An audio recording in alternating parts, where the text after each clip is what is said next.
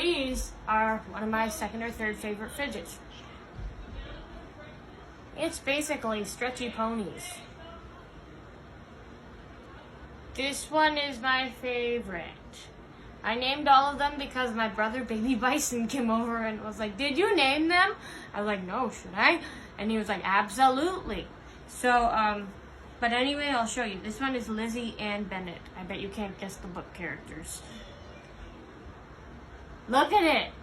It's so satisfying. I don't know why, but stretching ponies. Sensory good.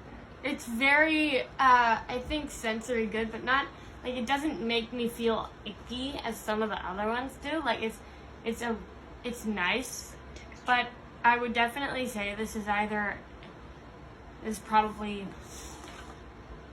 I'm going with 8 out of 10. 9 out of 10, because I use